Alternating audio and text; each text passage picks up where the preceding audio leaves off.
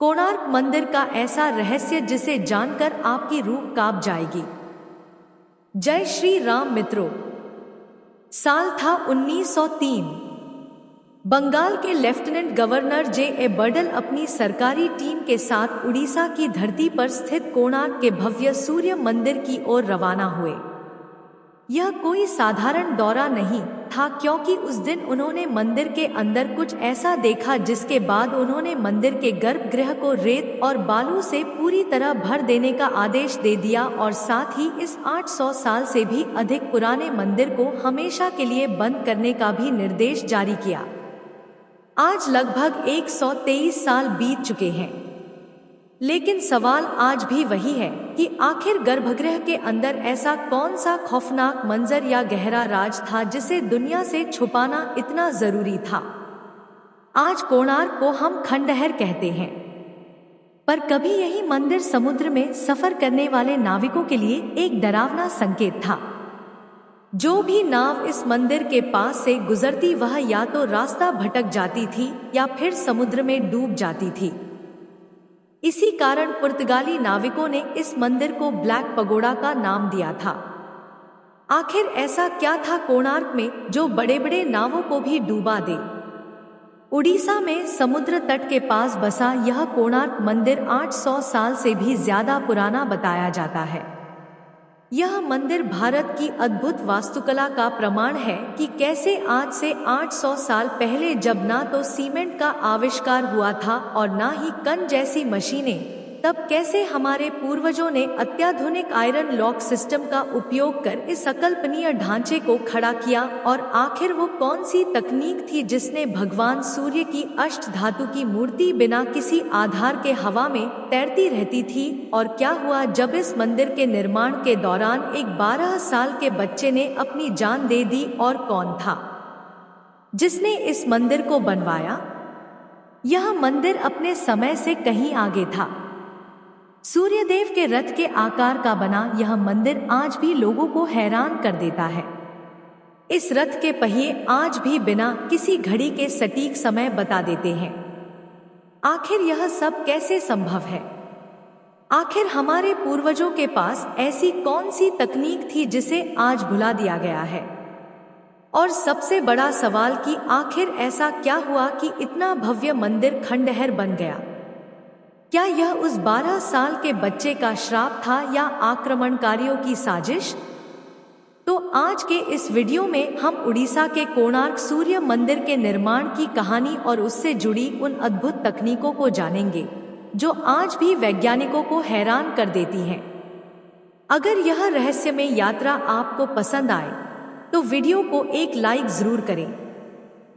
कोणार्क की भव्यता को समझने के लिए हमें इतिहास के पन्नों से भी पीछे द्वापर युग के उस कालखंड में जाना होगा, जहां इस मंदिर की नींव एक राजा की त्वाकांक्षा से नहीं बल्कि एक पुत्र के पश्चाताप से पड़ी थी।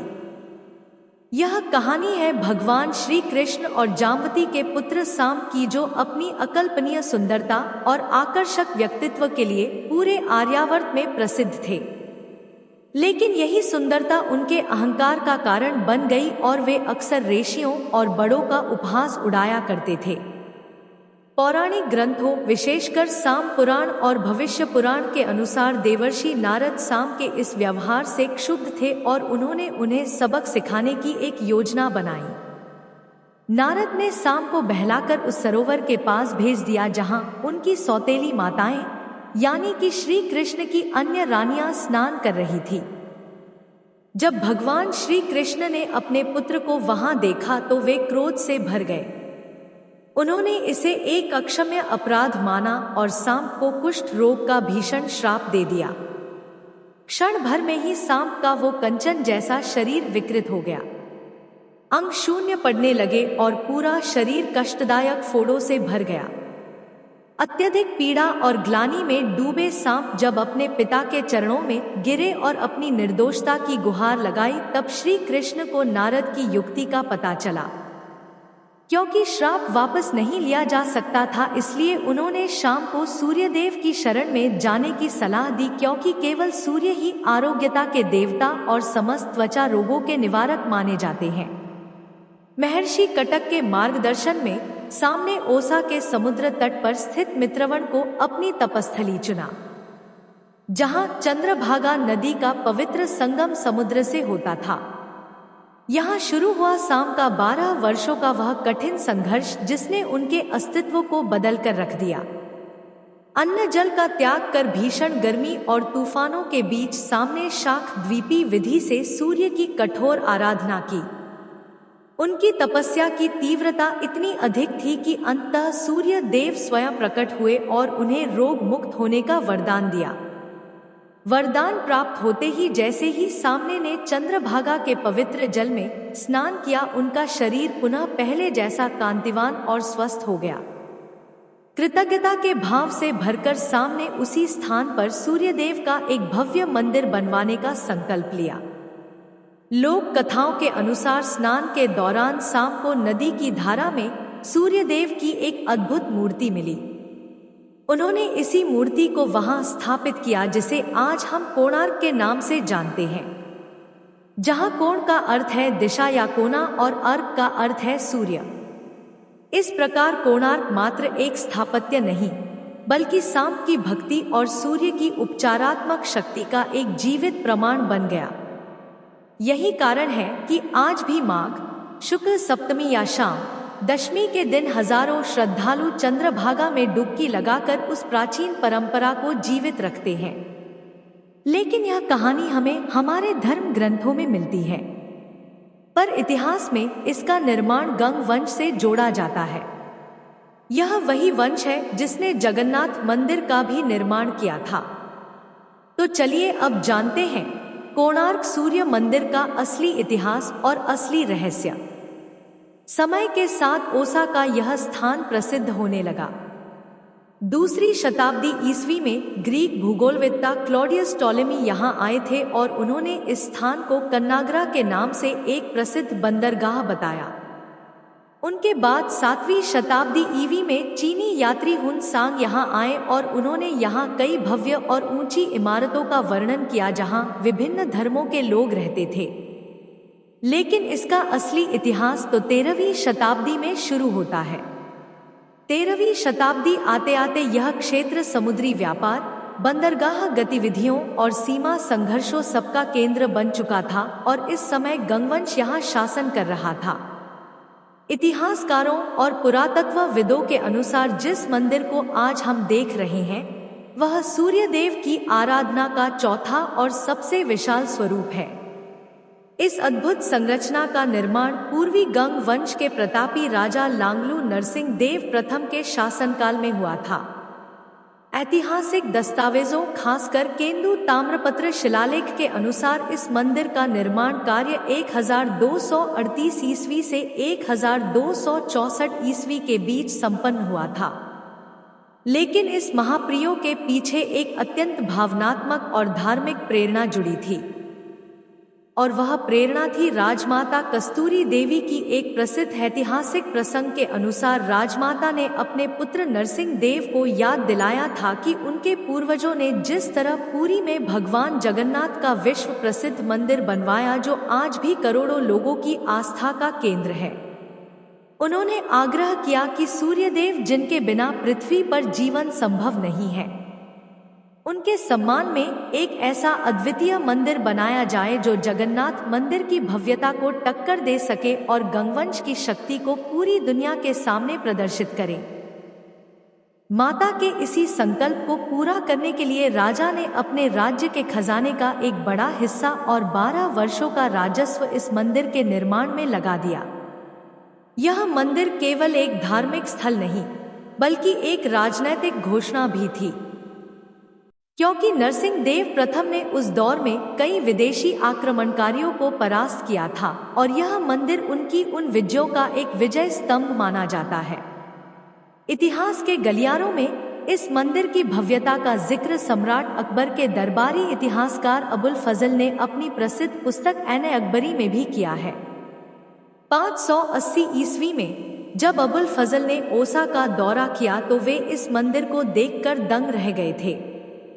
उन्होंने लिखा था कि इस मंदिर की सुंदरता और इसके निर्माण की लागत का अंदाजा लगाना भी मुश्किल है।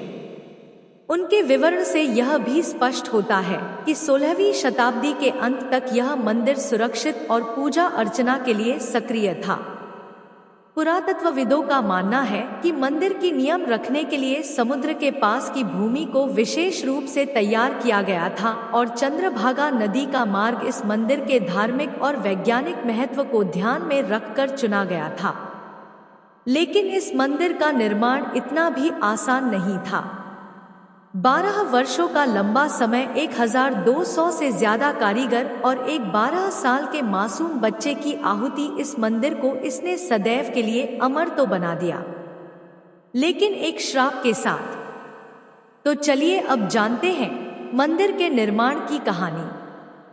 जब राजा नरसिंह देव प्रथम ने इस अद्भुत मंदिर को बनाने का संकल्प लिया तो इस महास्वप्न को धरातल पर उतारने के लिए उन्होंने उस युग के सबसे महान और अनुभवी वास्तुकार विशु महाराणा को मुख्य शिल्पी नियुक्त किया। विशु महाराणा के नेतृत्व में पूरे आर्यावर्त से चुनकर लगभग 1200 अत्यंत कुशल कारीगर लाए गए।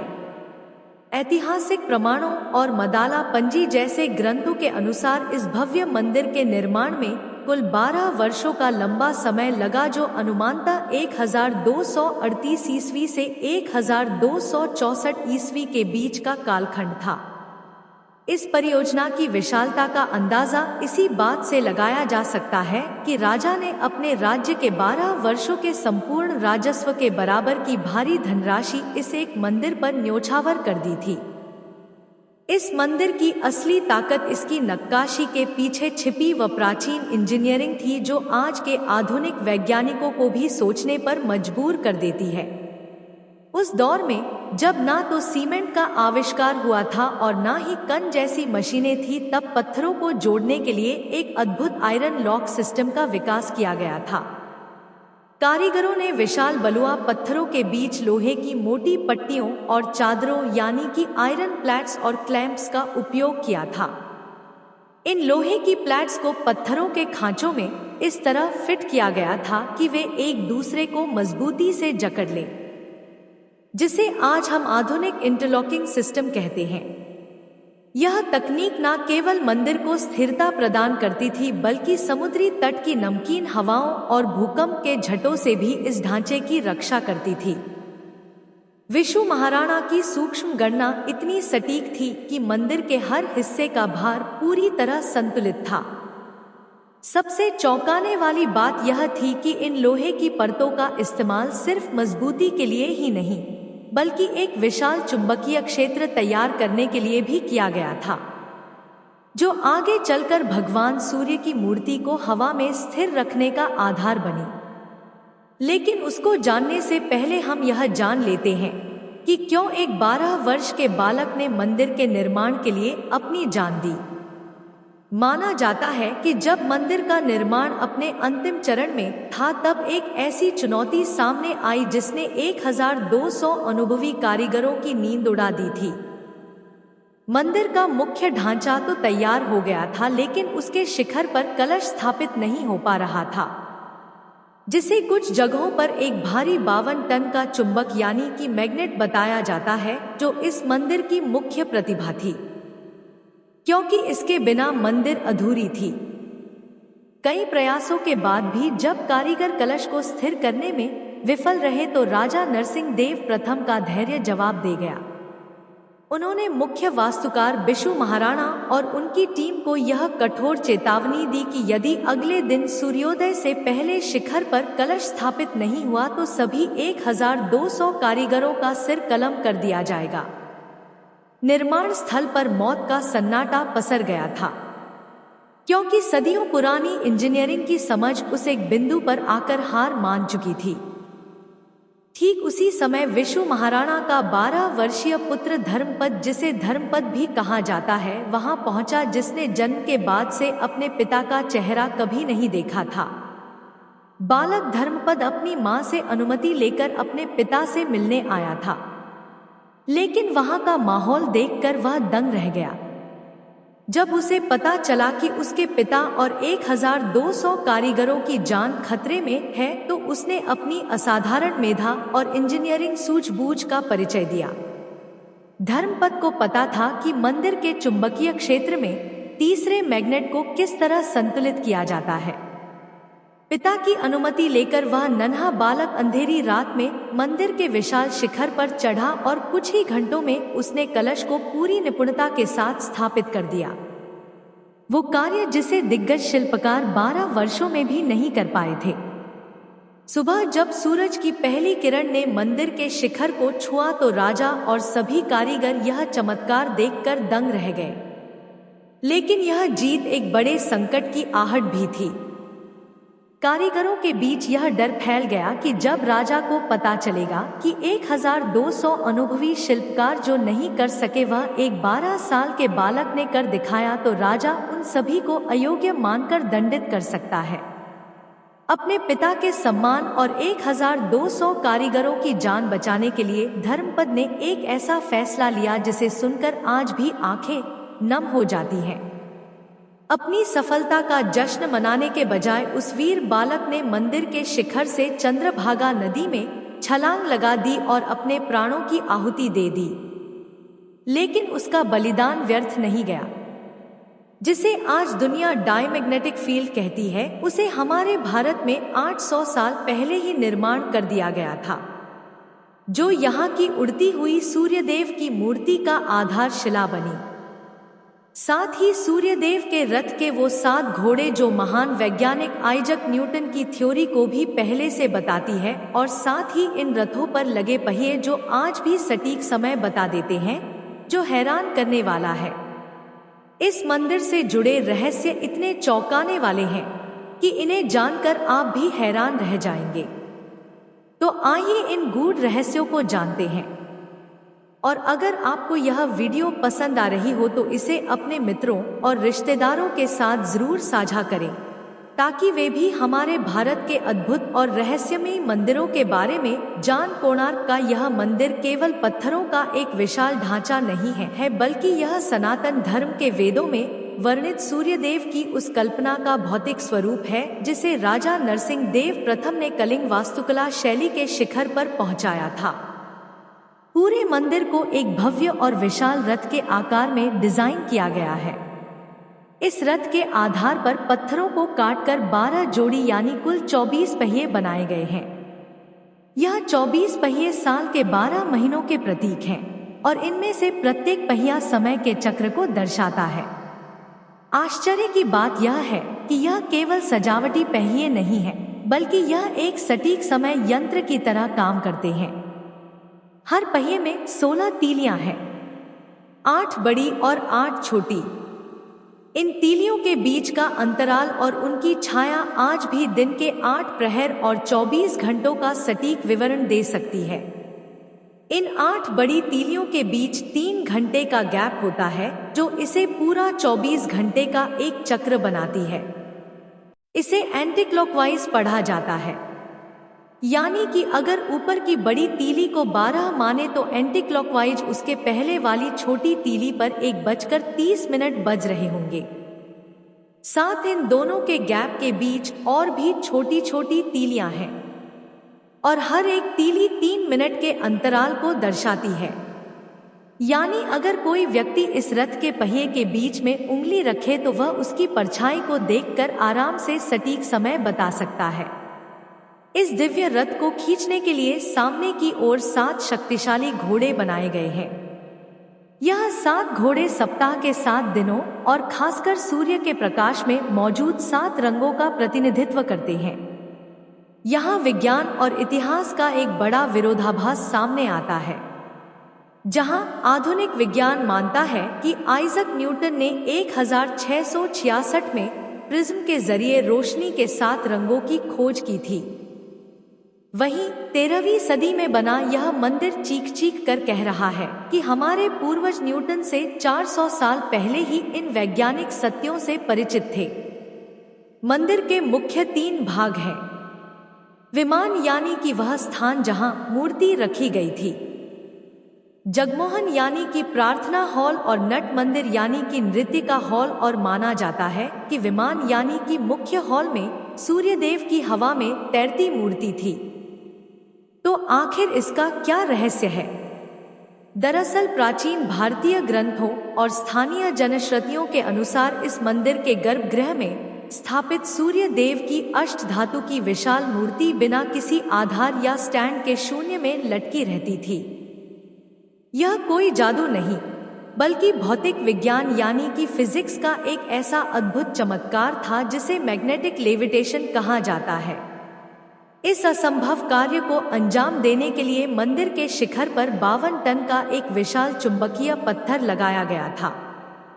शिल्पकारों ने मंदिर के ऊपरी हिस्से में लगे उस महाचुंबक के साथ तालमेल बनाने के लिए नीचे की परतों में लोहे की भारी चादरें और पत्थरों को जोड़ने के लिए लोहे के क्लैंप्स का इस्तेमाल किया था। इन दोनों के बीच एक शक्तिशाली खिंचाव और संतुलन तैयार हुआ जिसे विज्ञान की भाषा में डायमैग्नेटिक फील्ड कहते हैं। मुख्य वास्तुकार बिशु महाराणा के 12 वर्षीय पुत्र धर्मपद के बारे में कहा जाता है कि वह जानता था कि 2 मैग्नेट से बनी इस फील्ड में किस तरह एक तीसरे मैग्नेट यानी अष्टधातु की मूर्ति को संतुलित किया जाता है। मूर्ति को मंदिर के शिखर और आधार से बिल्कुल समान दूरी पर स्थापित किया गया था, जिससे वह गुरुत्वाकर्षण को मात देकर हवा में स्थिर हो गई थी। लेकिन इस मंदिर का स्वर्णकाल ज्यादा समय तक नहीं चला। 16वीं शताब्दी में काला पहाड़ द्वारा इसे नष्ट किया गया। और ऐसा क्या था यहाँ के बंदरगाह में जो यहाँ आते ही नाव रास्ता भटक जाते थे, और क्यों अंग्रेजों ने इसे रेत में दबा दिया? जब मैं आपको इन सब की सच्चाई बताऊंगा तो आप भी चौंक जाएंगे कि आखिर ऐसा कैसे हो सकता है। तो चलिए अब इन चौंकाने वाले रहस्यों को जानते हैं जिन्हें इतिहास ने भुला दिया और दुनिया से छिपाया गया। कोणार्क की भव्यता और विज्ञान की अजय शक्ति पर ग्रहण तब लगा जब 16वीं शताब्दी में विदेशी आक्रमण की काली आंधी ओसा के तट तक पहुंची। इतिहासकारों और प्राचीन अभिलेखों के अनुसार मंदिर के पतन की सबसे विनाशकारी घटना बंगाल सल्तनत के सुल्तान सुलेमान खान करानी के जनरल काला पहाड़ के आक्रमण से जुड़ी है। साल 1568 के आसपास काला पहाड़ ने ओसा के कई प्रमुख मंदिरों को निशाना बनाया, जिनमें जगन्नाथपुरी और कामाख्या देवी मंदिर के साथ साथ कोणार्क का सूर्य मंदिर भी शामिल था। जगन्नाथ मंदिर के ऐतिहासिक वृत्तांत मदाला पंजी में इस हमले का रोंगटे खड़े कर देने वाला विवरण मिलता है। कहा जाता है कि काला पहाड़ मूल रूप से एक पवित्र वैष्णव ब्राह्मण था जिसका नाम राजीव लोचन रॉय या कालाचंद राय था। सुल्तान की बेटी गुलनाथ से प्रेम और उसे पाने के लिए इस्लाम स्वीकार करने के बाद वह हिंदू मंदिरों का कट्टर शत्रु बन गया था। जब काला पहाड़ की सेना ने कोणार्क मंदिर में प्रवेश किया तो वे वहां के अद्भुत दृश्य को देखकर दंग रह गए। मंदिर के गर्भगृह में भगवान सूर्य की विशाल मूर्ति बिना किसी सहारे के हवा में तैर रही थी। काला पहाड़ ने मंदिर को तोड़ने की कोशिश की पर इसके अद्भुत आयरन लॉक सिस्टम और गहन कारीगरी के चलते वह उसे पूरी तरह नहीं तोड़ पाया। फिर भी माना जाता है कि काला पहाड़ ने मंदिर को अच्छा खासा नुकसान पहुंचाया। लेकिन इतिहास के पन्नों में कोणार्क के पतन की कहानी केवल जमीनी आक्रमणों तक सीमित नहीं है, बल्कि इसका एक गहरा और रहस्यमय संबंध विशाल समुद्र और उन विदेशी नाविकों से भी है जो बंगाल की खाड़ी से होकर गुजरते थे। 16वीं और 17वीं शताब्दी के दौरान पुर्तगाली नाविकों और यूरोपीय व्यापारियों के बीच यह मंदिर ब्लैक पगोडा के नाम से कुख्यात हो गया था। लेकिन कोणार्क को काला या ब्लैक कहने के पीछे इसका गहरा रंग नहीं था, बल्कि वह डर था जो इस मंदिर से जुड़े चुंबकीय रहस्यों के कारण समुद्र में फैला हुआ था। जैसा कि मैंने आपको पहले बताया कि मंदिर के शिखर पर लगा 52 टन का विशाल चुंबकीय पत्थर लगा था जो इतना शक्तिशाली था कि उसका प्रभाव कई किलोमीटर दूर समुद्र तक महसूस किया जाता था। उस दौर के पुर्तगाली नाविकों के वृतांतों और समुद्री डायरियों में यह दर्ज है कि जब भी उनके जहाज कोणार्क के तट के पास से गुजरते थे तो उनके नेविगेशन कंपास अचानक काम करना बंद कर देते थे। कंपास की सुई चुंबकीय खिंचाव के कारण पागलों की तरह घूमने लगती थी। जिससे जहाज अपनी सही दिशा भटक जाते थे।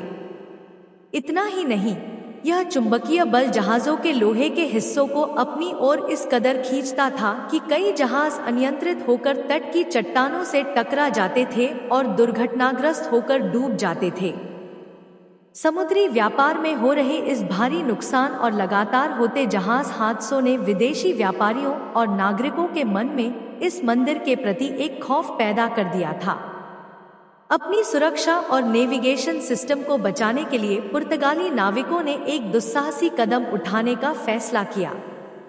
ऐतिहासिक दावों के अनुसार उन्होंने मंदिर पर धावा बोला और इसके शीर्ष पर लगे उस विनाशकारी शक्तिशाली चुंबक को निकाल लिया। उनका मानना था कि इस चुंबक को हटा देने से समुद्र में उनके जहाज सुरक्षित रहेंगे। उन्होंने इस चुंबक को अपने जहाज में लादकर अपने देश ले जाने की कोशिश की, लेकिन इस एक घटना ने कोणार्क के भविष्य को हमेशा के लिए बदल दिया। जैसे ही वह केंद्रीय चुंबकीय पत्थर हटाया गया, पूरे मंदिर की संरचना का संतुलन बिगड़ गया। पत्थरों को थामे हुए आयरन लॉक सिस्टम ने अपनी पकड़ खो दी और देखते ही देखते वह भव्य ढांचा अपनी स्थिरता खोकर क्षतिग्रस्त होने लगा। जब मंदिर की संरचना कमजोर होने लगी और आक्रमणकारियों का खतरा बढ़ गया, तब मंदिर की पवित्रता को बचाने के लिए वहां के पुजारियों ने एक साहसी कदम उठाया। विनाश से बचाने के लिए पुजारियों ने सूर्यदेव की मुख्य मूर्ति को मंदिर से निकाल लिया और कई वर्षों तक उसे रेत के नीचे छिपा कर रखा। जैसे ही मंदिर से मुख्य मूर्ति हटाई गई, वहां श्रद्धालुओं और भक्तों का आना बंद हो गया, जिससे रखरखाव के अभाव में मंदिर धीरे धीरे एक वीरान खंडहर में बदल गया। कालांतर में सुरक्षा की दृष्टि से इस दिव्य मूर्ति को पुरी ले जाया गया और वहां जगन्नाथ मंदिर के प्रांगण में स्थित इंद्र मंदिर में स्थापित कर दिया गया। हालांकि आज भी यह बहस का विषय है कि क्या नई दिल्ली के राष्ट्रीय संग्रहालय में रखी सूर्य प्रतिमा ही कोणार्क की असली मुख्य मूर्ति है। 18वीं शताब्दी के अंत तक सूर्य भगवान का यह भव्य धाम एक घने जंगल में तब्दील हो गया था, जहां दिन के उजाले में भी इंसान जाने से कतराते थे, और यह उस गौरवशाली मंदिर का अंत था। पर फिर ब्रिटिश इंडिया में आए और उन्होंने इस खंडहर हो चुके कोणार्क मंदिर को खोज निकाला। पर फिर ऐसा क्या हुआ कि उन्होंने फिर से बंद करने का निश्चय लिया, और क्यों इस मंदिर को रेत और बालू से दबा दिया गया? तो चलिए अब इस रहस्य को भी जान लेते हैं। कई 100 सालों तक घने जंगलों में खंडहर की तरह पड़े रहने के बाद साल 1837 में एक स्कॉटिश इतिहासकार जेम्स फर्गुसन यहां आए, जिन्होंने अपनी खोज और अद्भुत रेखा चित्रों के जरिए इस भूले बिसरे चमत्कार को फिर से दुनिया के नक्शे पर लाया। फिर आया साल 1903, एक ऐसा साल जिसने कोणार्क सूर्य मंदिर के भाग्य को अगले 100 सालों के लिए एक गहरे अंधकार और सन्नाटे में धकेल दिया। बंगाल के तत्कालीन लेफ्टिनेंट गवर्नर जिम ए बलन अपनी विशेषज्ञ टीम के साथ इस भव्य मंदिर का मुआयना करने पहुंचे थे। मंदिर की जर्जर हालत और गिरते हुए पत्थरों को देखकर उन्होंने एक ऐसा ऐतिहासिक और चौंकाने वाला फैसला लिया जिसने इतिहासकारों को आज भी सोचने पर मजबूर कर दिया है। उन्होंने आदेश दिया कि मंदिर के मुख्य सभा स्थल, जिसे असेंबली हॉल यानी कि जगमोहन कहा जाता है, उसके चारों द्वारों को हमेशा के लिए पत्थर की दीवारों से सील कर दिया जाए और इसके भीतर के विशाल खाली हिस्से को लाखों टन रेत और बालू से पूरी तरह भर दिया जाए। माना जाता है कि उन्होंने मंदिर को टूटने से बचाने के लिए ऐसा किया, पर यह कोई साधारण मरम्मत का काम नहीं था, बल्कि एक चलती फिरती ऐतिहासिक संरचना को जीवित दफन करने जैसा फैसला था। सवाल आज भी बना हुआ है कि क्या यह निर्णय वाकई केवल मंदिर को गिरने से बचाने के लिए लिया गया था, या फिर गवर्नर ने उस अंधेरे के भीतर कुछ ऐसा देख लिया था जिससे वह भयभीत हो गए थे। इस फैसले के बाद शुरू हुई 120 से भी अधिक वर्षों की एक ऐसी लंबी खामोशी जिसने कोणार्क को भारत के सबसे रहस्यमयी सील्ड मॉन्यूमेंट्स की सूची में सबसे ऊपर खड़ा कर दिया। 1903 के बाद से आज तक दुनिया का कोई भी इंसान, चाहे वह बड़ा वैज्ञानिक हो या इतिहासकार, उस गर्भगृह की चौखट को पार नहीं कर पाया है। पिछले 123 वर्षों से यह मंदिर अपने भीतर के रहस्यों को रेत की परतों के नीचे दबाए हुए खड़ा है। लोग अक्सर पूछते हैं कि आखिर दुनिया की इतनी बड़ी और आधुनिक तकनीक होने के बावजूद क्या हम 100 साल में एक बार भी उस दरवाजे को खोलने की हिम्मत नहीं जुटा पाए? क्या यह महज एक तकनीकी रुकावट है या फिर कोई ऐसा डर जो आज भी पुरातत्वविदों को अंदर जाने से रोकता है?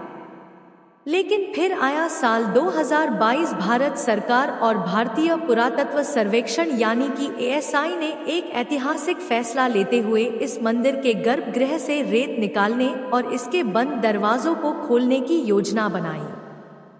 इस प्रोजेक्ट का मुख्य उद्देश्य मंदिर की आंतरिक संरचना की जांच करना और उन रहस्यों से पर्दा उठाना है जो सदियों से अंधेरे में दफन है।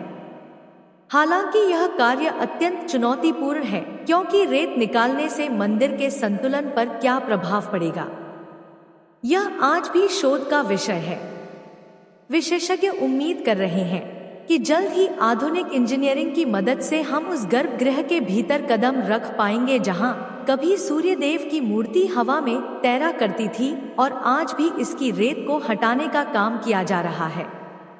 यह काम धीरे धीरे और सावधानी से किया जा रहा है, क्योंकि किसी को नहीं पता कि रेत को हटाने के बाद क्या होगा। लेकिन फिर आज के टाइम में यानी कि दिसंबर 2025 में ASI ने उसी बंद हिस्से के भीतर की स्थिति समझने और भविष्य में सुरक्षित तरीके से सैंड इवैक्यूएशन की दिशा में सबसे सेंसिटिव काम शुरू किया, यानी कि कोर ड्रिलिंग। हिंदुस्तान टाइम्स के अनुसार ASI के सुपरिटेंडिंग आर्कियोलॉजिस्ट DB गणनायक ने बताया कि कोर ड्रिल का उद्देश्य दीवार की स्ट्रेंथ और थिकनेस समझना है, ताकि उसी के आधार पर आगे स्ट्रक्चर को स्ट्रेंथन करने के स्टेप्स तय किए जा सकें।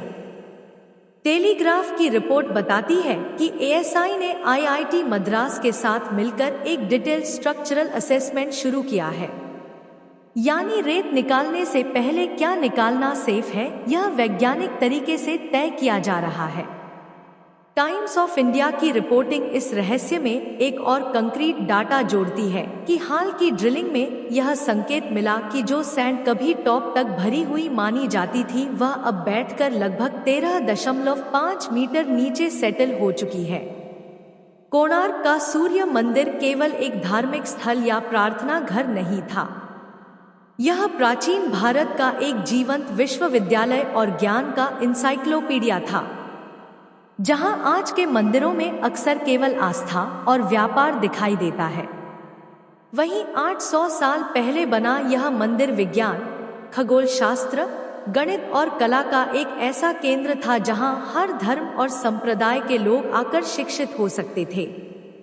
यह मंदिर हमारे पूर्वजों के उस उन्नत विज्ञान का प्रमाण है जो आज के दौर से कहीं आगे था। कोणार्क की यह दीवारें आज भी हमें पुकार रही हैं कि हम अपनी गौरवशाली विरासत को पहचानें और उस ज्ञान को फिर से जीवित करें जिसे समय की रेत ने ढंग दिया है। आपको हमारी वीडियो पसंद आई हो तो हमारे चैनल को लाइक और सब्सक्राइब करें। कमेंट बॉक्स में जय श्री राम अवश्य लिखें। राधे राधे मित्रों।